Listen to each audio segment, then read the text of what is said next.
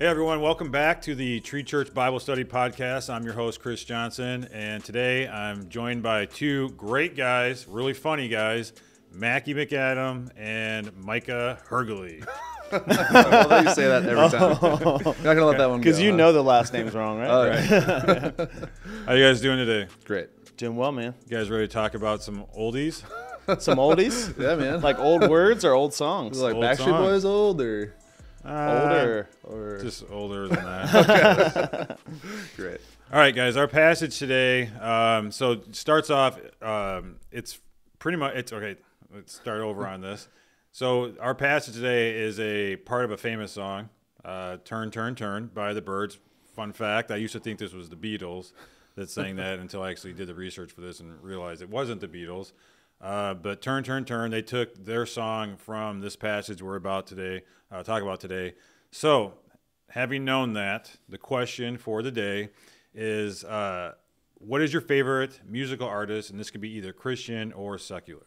Well, Chris, I understand you thought that was the Beatles as all music coming out of a parlophone. All music coming out of a parlophone in a room next door sounds the same. No.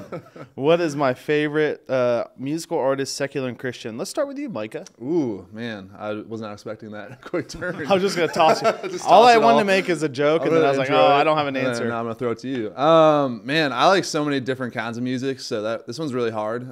I really like, if you ever heard of Ray LaMontagne, he's like more of a folksy, acoustic-y guy, really unique voice.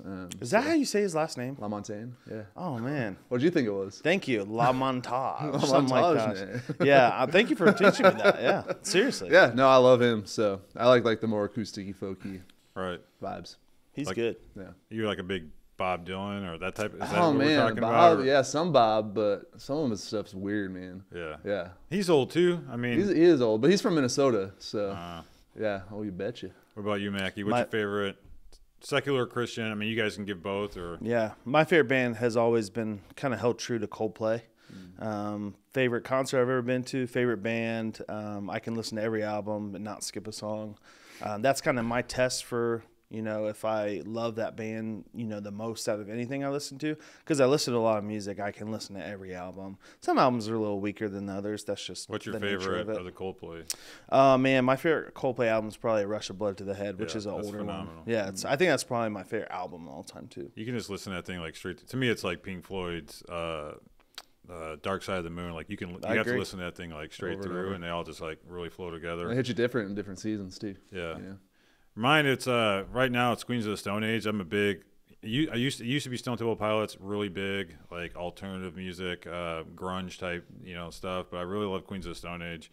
That's probably my favorite band. Like at this point, I do love Coldplay. But what are you guys' thoughts? Like, I don't want to get super off topic, but just with music growing up, like Christian music, secular music. What are you guys' overall thoughts on that?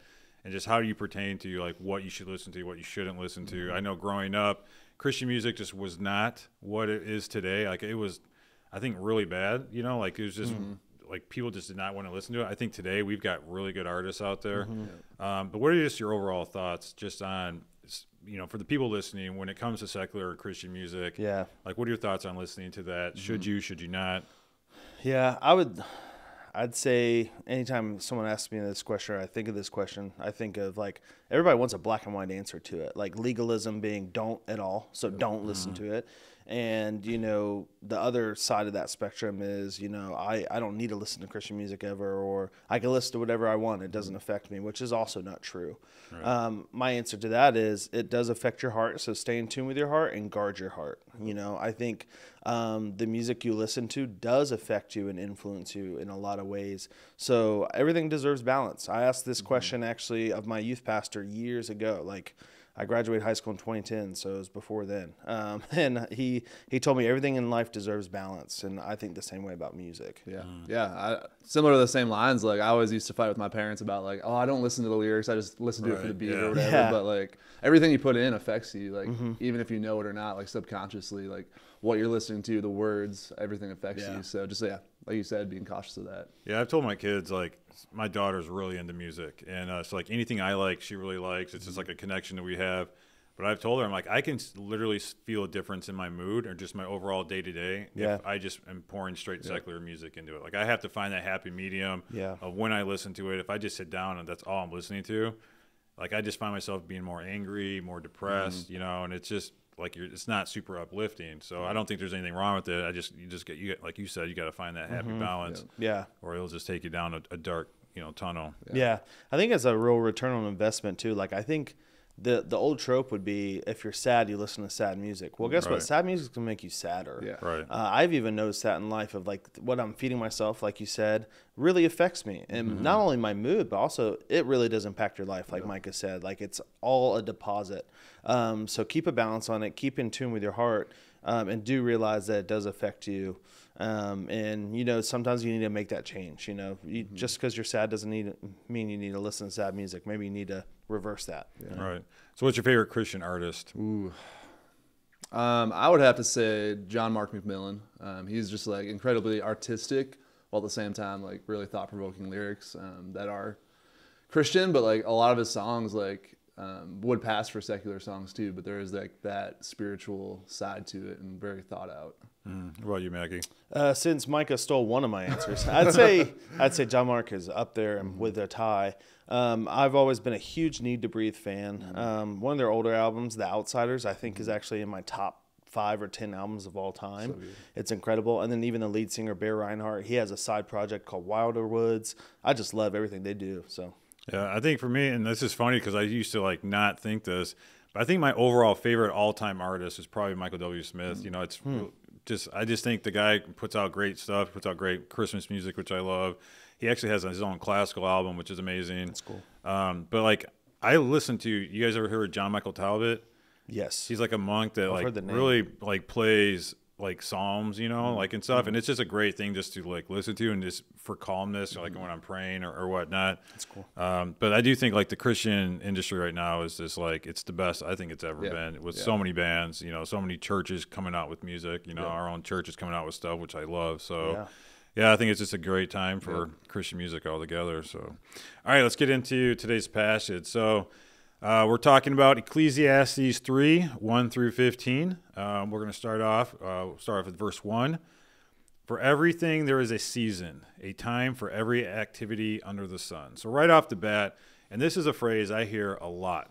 People are always saying, I'm in this type of season or this season. What does that mean? What are we talking about when we're talking about being in a season? Yeah, I think it's one of those things that sometimes could be like overused, especially in like churchy language. Like, oh, this is a season, like you said. But I think once we recognize that and knowing that seasons end too, and that seasons serve a purpose, like I think that's what a lot of Ecclesiastes is like finding the purpose in these hard times, in these seasons that might not make sense. And so like fall is here for a season, like for a reason, you know, like it's the end of this and we're heading into winter. And so like just recognizing those things in our own life of like, man, this might be really hard and it doesn't seem like there's an end to this, but like God is going to work in the midst of it.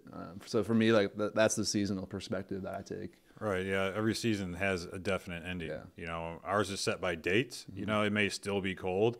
Like there might be some lingering effects from that, but there's always, you know, finality to that season. Yeah. Yeah. Totally agree. I mean, like you said, Chris, like seasons to us, like autumn and spring and summer have dates associated to them. But, you know, God doesn't calendar out victory. God doesn't calendar out pain, you know, of like, hey, you're going to deal with this for this season. It's going to end on this. You know what I mean? Right. So like, hey, I've dealt with this in this season and now I'm in a new season and there's joy in that. There's victory in that. Sometimes it's not. So yeah, I think it's just signified by there's difference and there's change. So let me ask you this. So like with that idea in mind of like, hey, everything, any type of difficulty, whether it's good or bad, it's a season for it. How can we use that thought to approach the difficulties that happen in our life? Yeah. You know, when I'm working out, like I do CrossFit WODs every once in a while with some of the guys from the church, and I have with you as well, Chris and Micah. Like when I'm in the middle of it, it's extremely painful, but I know there's usually like a time capper, so like an end to it, right? So knowing there's an end, especially when it comes to like a painful season or like a season that you just don't love or you're regretting or you hate, whatever it may be, you know that there's an end to it and that God does make that promise is that he would deliver you if, there's a return and there's a back and forth of like, will you be obedient? All these things, but it does encourage you that there is an end to that season. Yeah. Yeah, and I think too, like even just like I have friends that live in like Arizona or like warmer climates that don't experience like the drastic season change. I just think like I'm from Minnesota and like experiencing 4 months of negative degrees. Yeah, I'm like, man, summer feels great, and I think like there is joy coming out of those seasons too. Of like there is that change and there is that difference, and you can look back and say that was hard and that was not ideal, but like I learned so many things during that season too, and like, that's good. Right. And there's joy in this new season. Yeah, and it makes you really appreciate that upcoming season. And knowing that like, hey, there's a finality to this. Like, hey, there's eventually going to be an end where I can really enjoy like the after effects of it. I mean, granted, some of it might last for a little bit longer than other ones. So, in the second part of that verse, it says a time for every activity under heaven. I know like a lot of times we hear like everything under the sun. Like I'm sure you guys have all heard that phrase. So why do you think they use the phrase under heaven and not under the sun? Like, what does he mean by there's a time for every activity under heaven? Why would he use that phrase? Yeah, I think he's pointing back to God in that way. Sometimes in the Bible, heaven is used as like, there's multiple heavens that are referred to. Like the first heaven would be like the atmosphere, like the skies, all these things.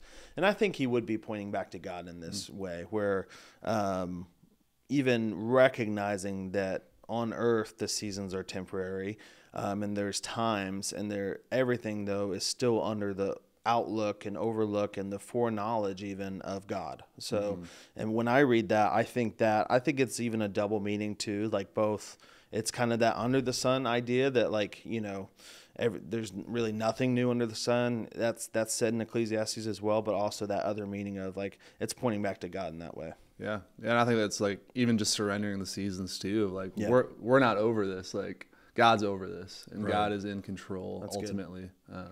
Yeah, I think that's a good perspective. Is that it's God's sovereignty over our lives. That every any type of season that we're going to be in, God's in control of that. It may not make sense to you at that time, but like eventually that's going to make sense to you. Whether it could be 1 year, it could be 5 years, 10 years, but knowing that like God's sovereignty is on you, I think that's why they're using this, because, under the sun just means like nothing's over you. Yeah. There's no rhyme or reason for what's and happening. What is time then too? Right. Like if we're thinking an eternal time, like we are so bound to time here on earth. And if we have this perspective that time is so much bigger and eternal. Right. So how can that help us with our perspective just on our difficulties? If we know that everything's under heaven, how is that going to help us? Like, how should people use that during their times of difficulty?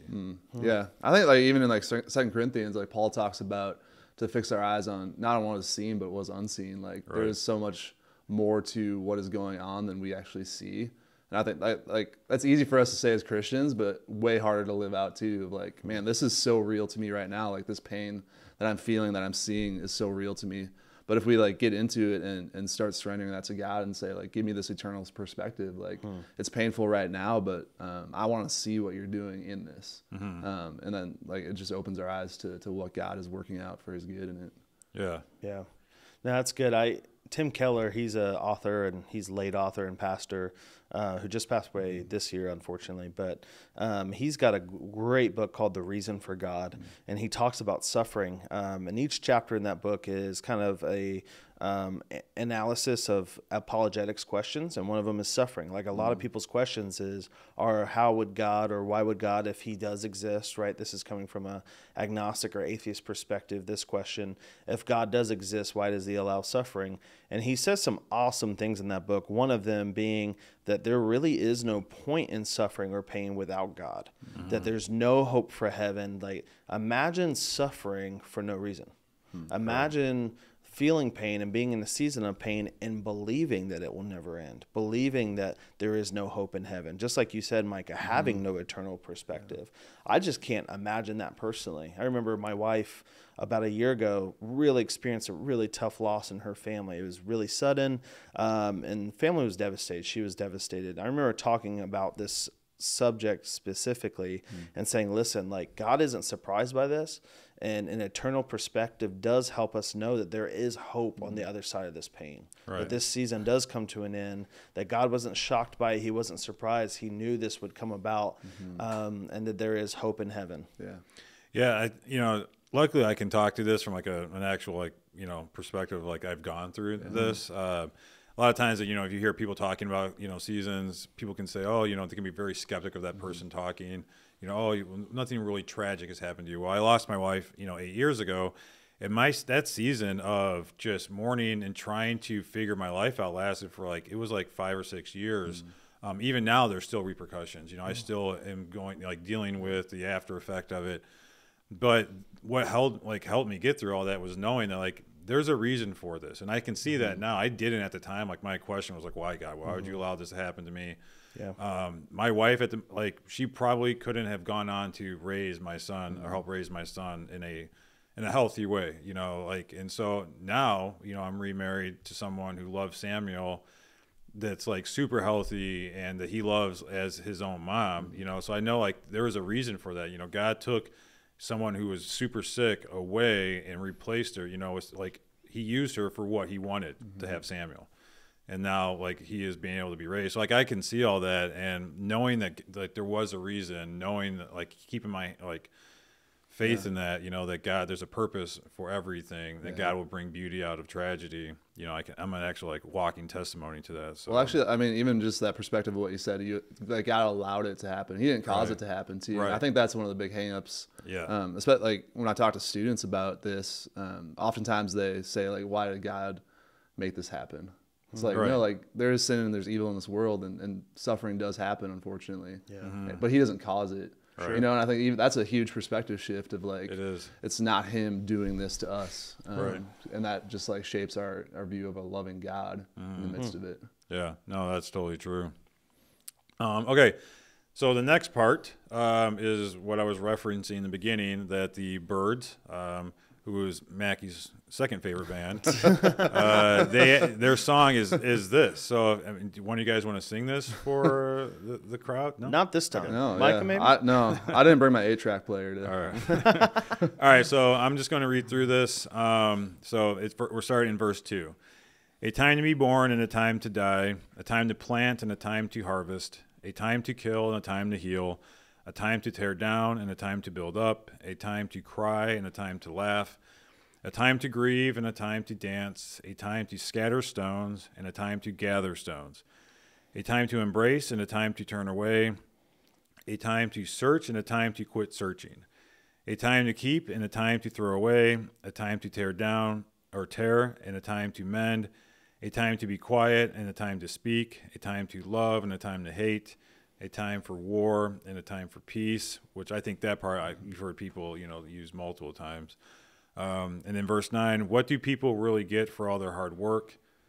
I have seen the burden God has placed on us all. So those verses pretty much are just like, you know, it's a listing everything of, you know, this is all the stuff that can happen in your life, and it's given the opposite of it. So, you know, like a tear down, build up, you know, all that, like the complete opposite. However, in verse 9 and 10, it says, what do people really get for all their hard work? I have seen the burden God has placed on all of us. First off, what attitude should we have towards work? You know, like I see it like a lot ever since COVID, you know, just a lot of people's work ethic has gone down. What should our attitude be towards work? Because he's kind of like, he says all this major stuff, but like this time in the following verses that we're going to talk about, he really focuses on work. What do we like what should be our attitude just in our everyday job or just in overall work? This is another thing for me where it's not black and white. It's very nuanced. I think there are a lot of people that may even be listening to this podcast that think work is a mean to an end in of itself, that work is the purpose of work, that work is this thing to be proud of. And you should be proud of your work. I'm not saying you shouldn't be. However, work is not your purpose. Work really is a means to an end.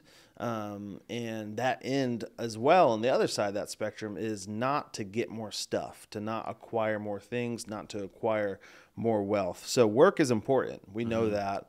We know it's important to society. We know it's important. I mean, you know, you think of Paul, he's still a tent maker as he's writing these letters to the churches. Like he's a bivocational, like even bishop, as you would say it, use Catholic terminology there because he's over multiple churches, but he's bivocational in that way. Work is important, but it's both not a means to an end to acquire more stuff, and also it's not a means to an end of itself. It's not the purpose of your life.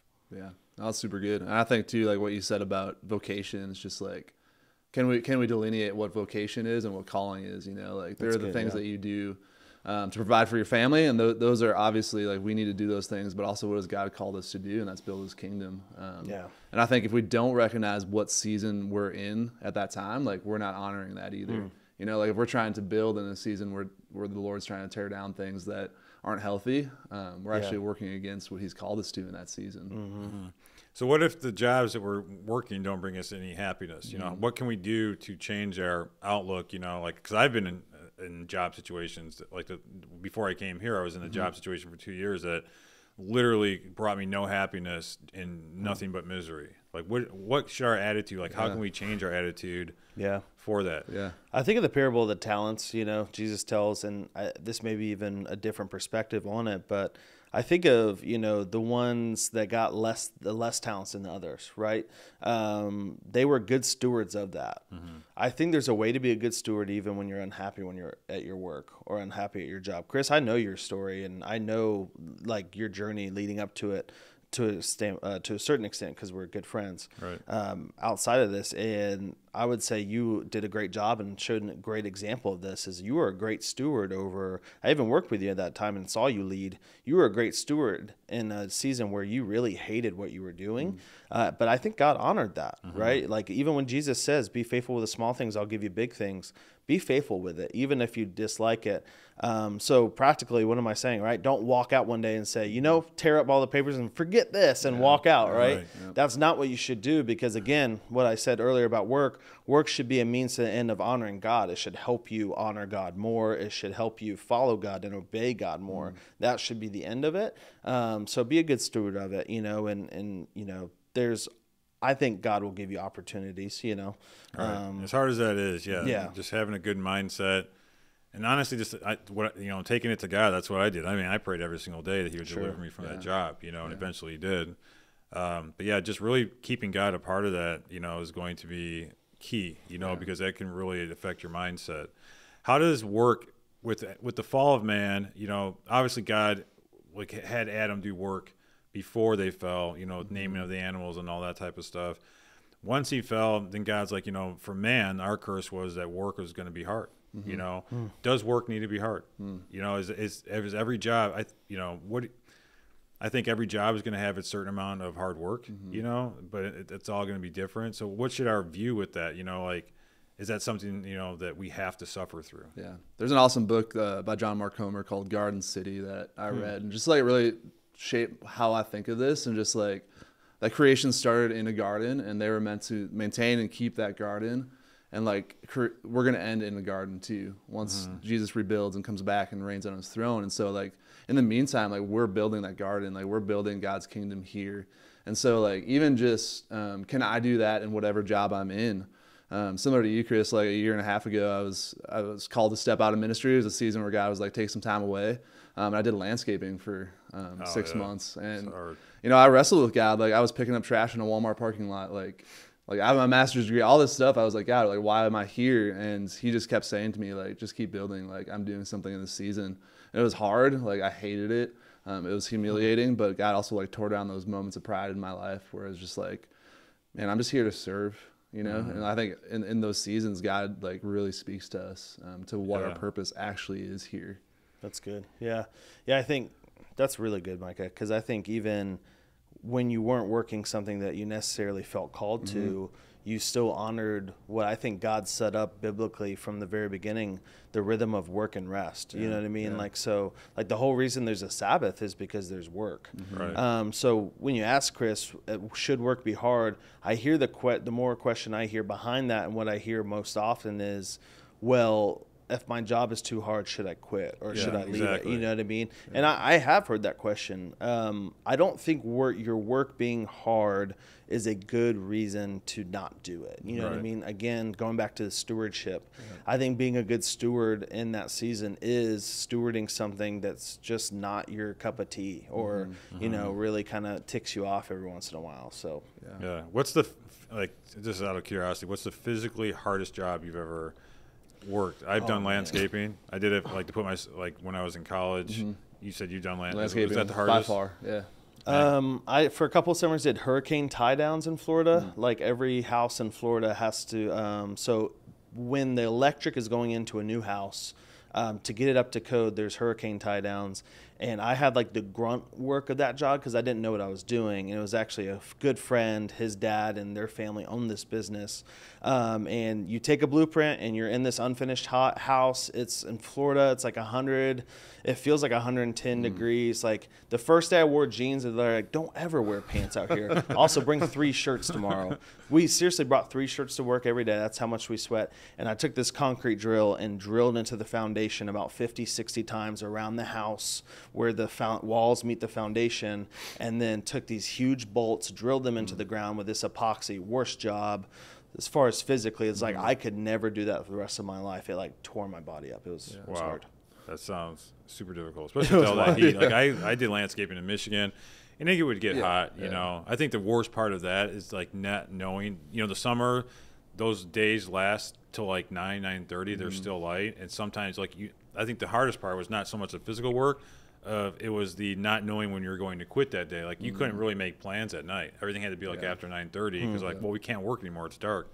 So yeah, and I think one of the hard parts for me too with the landscaping thing was I cared more about how people viewed me in that position. And I think a lot of times we do in our culture, like we celebrate moving up the ladder, having corporate jobs, having these jobs that maybe have more financial significance or people look at with a higher standard. And it's like, that's dangerous too, where we don't honor God with where He's placed us right now because we're looking around us and comparing ourselves to other people and what they have and what we don't have. Yeah, exactly. Comparison really is a killer, right? Like comparison will cause you to be the worst steward ever. You know what I mean? It's like if you don't feel like you're in the spot you're supposed to be in life, then like why don't you just give up and do something else? And that's not how you steward well, I don't think. Right. Like. So in those previous verses, I mean, there's some pretty heavy things in there, you know, of killing, healing, war, peace.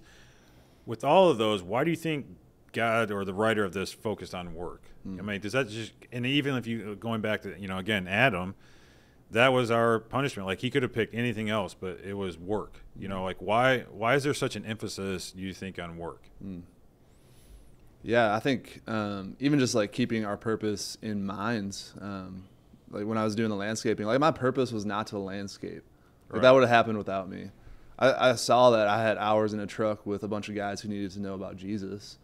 And like that became my mind shift. And so I think when we're like, man, what season, God, do you have me in? What are you showing me? I think that just changes. Like my purpose is not to just do this job. It's to look at the people around me and say, like, God, what do you want me to do here? That's a great point.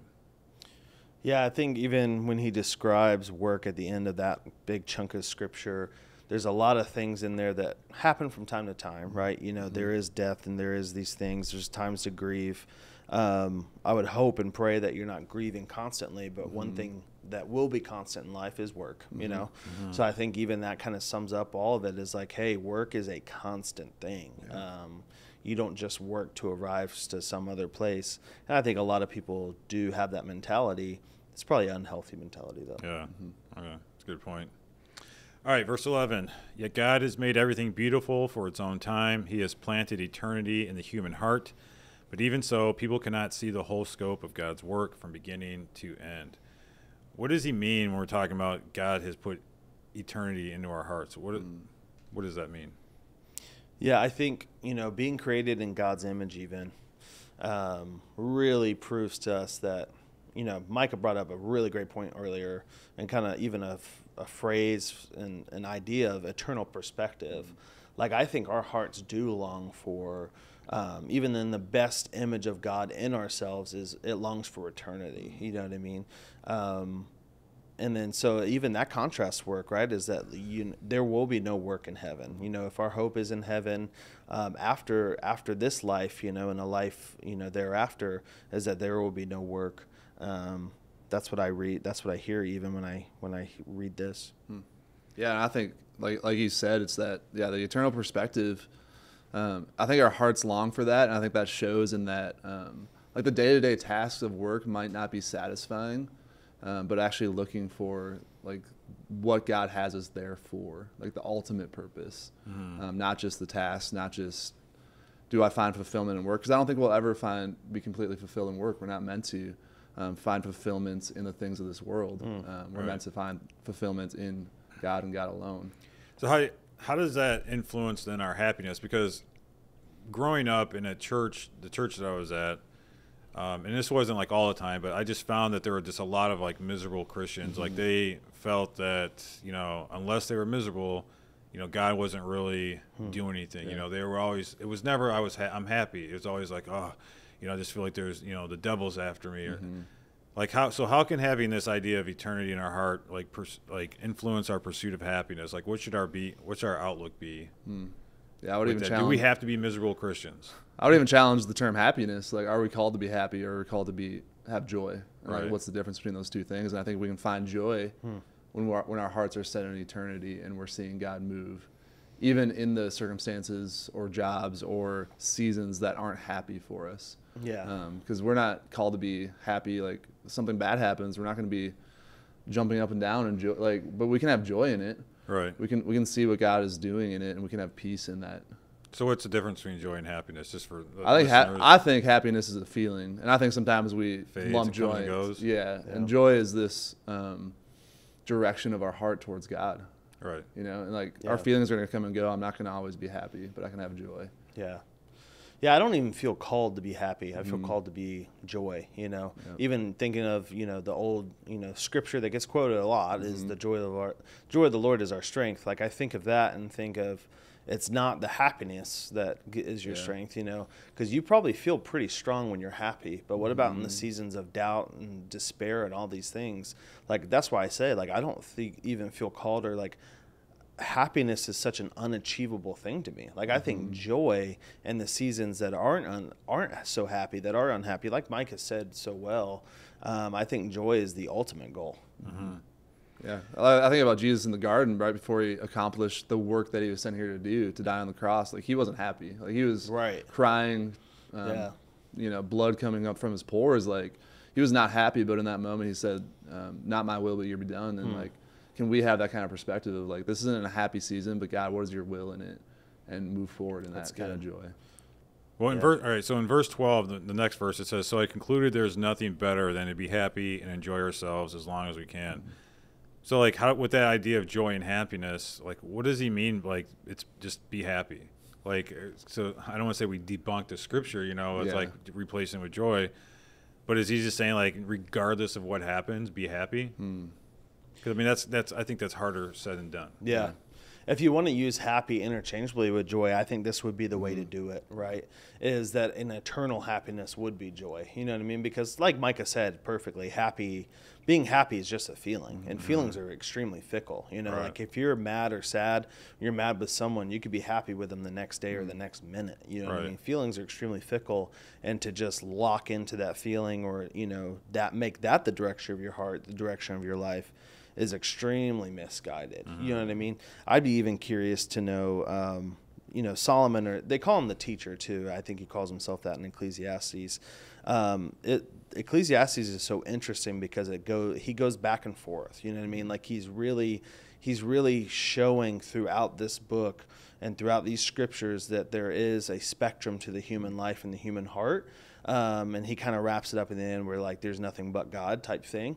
But I'm curious even to see like he really is going back and forth here, which is, I mean, it just proves that the human heart really is, on a spectrum, and feelings are fickle. Yeah. Yeah, I think sometimes too we do need to, I don't want to say force happiness, but also like for me, gratitude has been a huge thing in those moments where I feel like life isn't where it should be. To be able to like write down what I'm grateful for, like what God has provided, like just totally shifts my attitude. Like it's this action that I take to kind of force myself to see what God is actually doing. Right. And so in a sense, we can kind of coax ourselves into being joyful and being happy. Okay.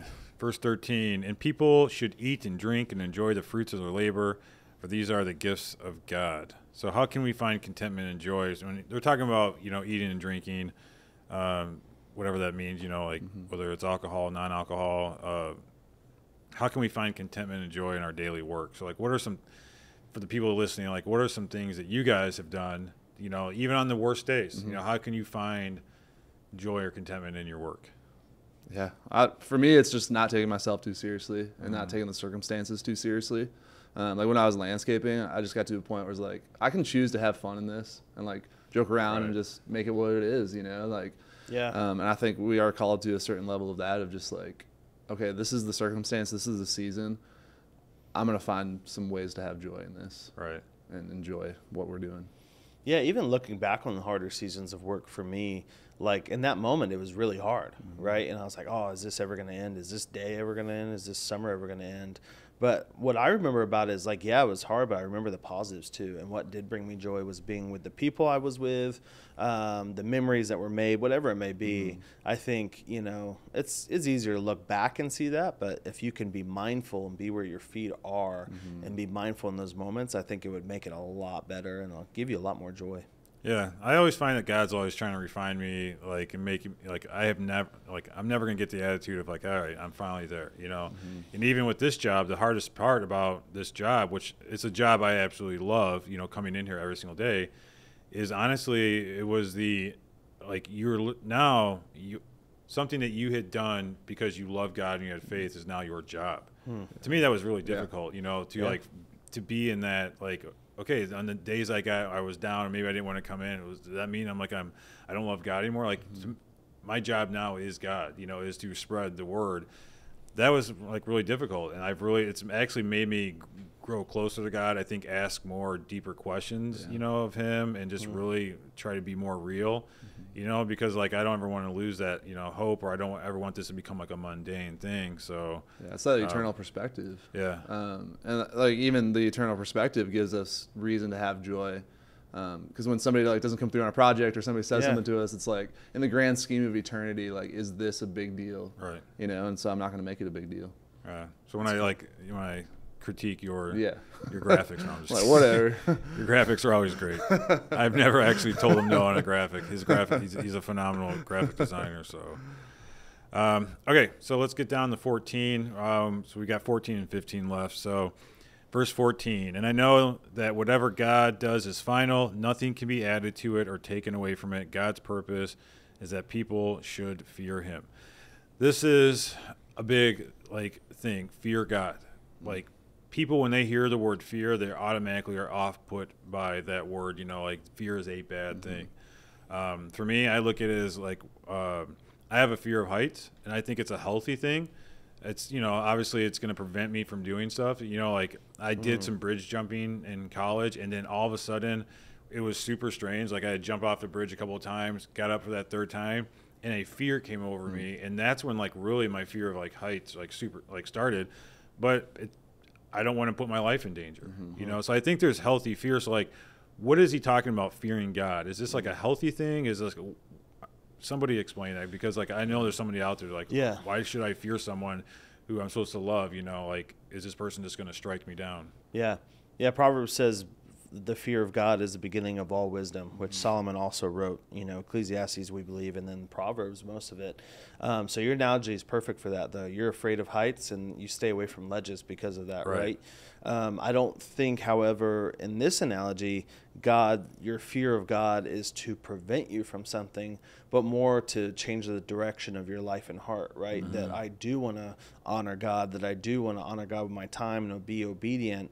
You know, the lack of a fear of God really is, it would prevent me from honoring Him the way I should. You know, like if I don't have a fear of God that's healthy, in my mind at least, that would just lead me to say, okay, God, like I don't really care, you know, what I do with my life. I don't care what direction it goes in.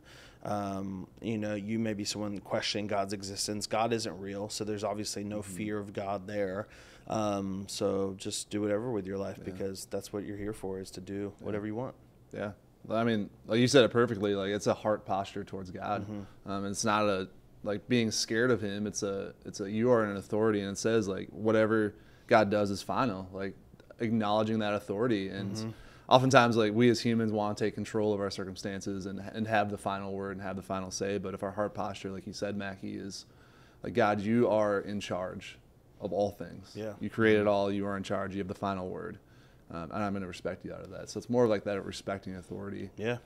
Yeah, not knowing, like, putting your life in someone else's hands. I mean, that's got to be fearful. You know, it's like fearful. Like, and that's pretty much what we're doing is, I don't know what my future holds, but I'm going to trust God does, and He's at work in there. I mean, that's, you know, it's just, it's a healthy thing. And it's so countercultural right now because everything in culture says, like, build your own brand. You are in charge of your own life. Your feelings are authority. So, like, this is it's very difficult right now.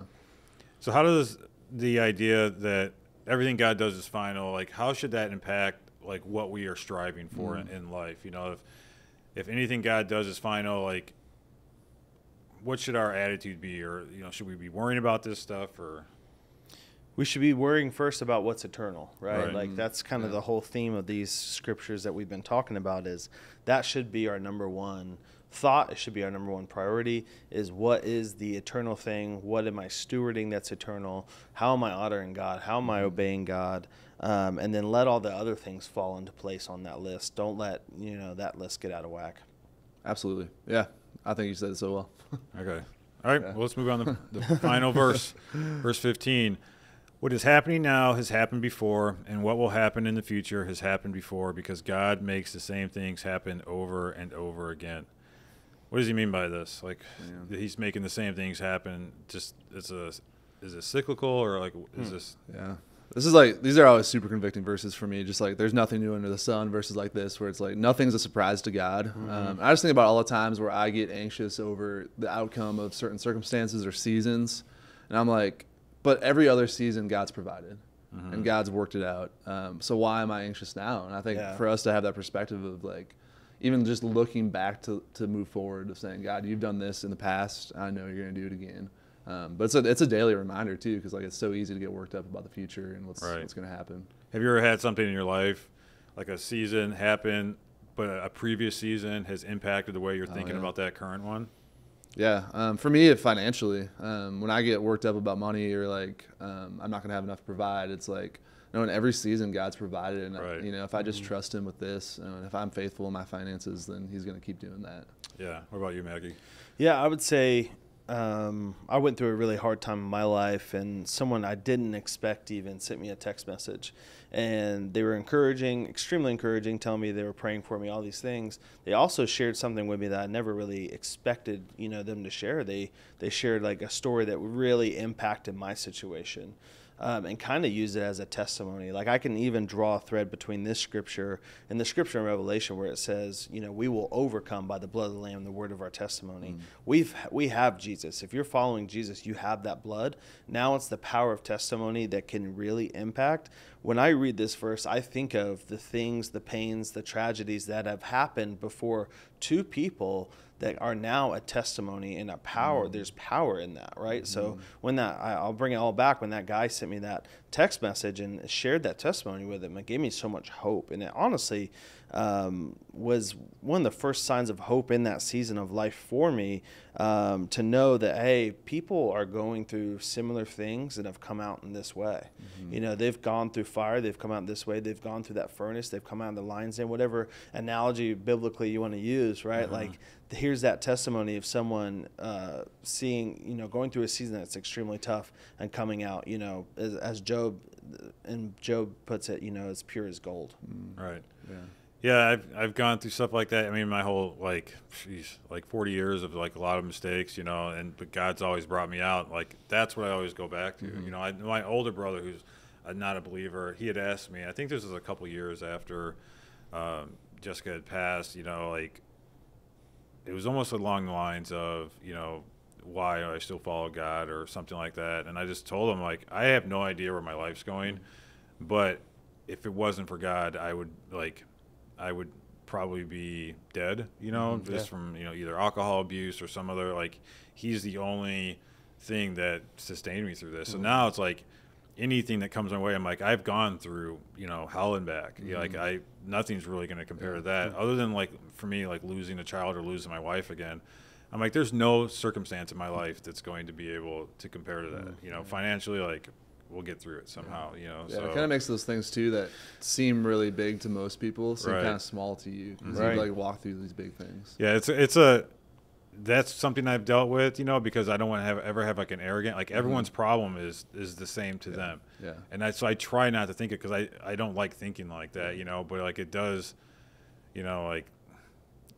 everyone's problems are different. Yeah. But for you personally, it's really just helped me have a better outlook. I still like struggle, like everyone else, with that, but Sure. Yeah. So, well, that concludes Ecclesiastes 3:1-15. You guys have any final thoughts? Let me ask you this question. Have you ever heard I heard this a long time ago, and I don't know if it's true, that the brain is incapable of comprehending eternity. Have you heard that ever? Like, I've not heard that, but it has to be true because you can't think. Like, I've tried thinking about it, and it's like it almost is like overwhelming. Yeah, like time with no end. Like, Yeah. yeah. And It almost like freaks you out. I don't know, like it'll keep you awake at night for sure. Yeah, so like I thought about that. If someone dies or whatnot that's not a believer, I'm like, you literally are like, your belief is that's it. And now, like, eternity, like, it almost like becomes like, and then you have to like immediately think of something else. Yeah. But for us, like a believer, like we believe we're going to something that's going to be a gajillion times better than what we have now. So That's awesome. All right, guys. Well, I appreciate it. So that concludes our Tree.Church Bible Study podcast. As always, if this was a blessing to you, we ask you that you share it with your friends, and we will see you on the next episode.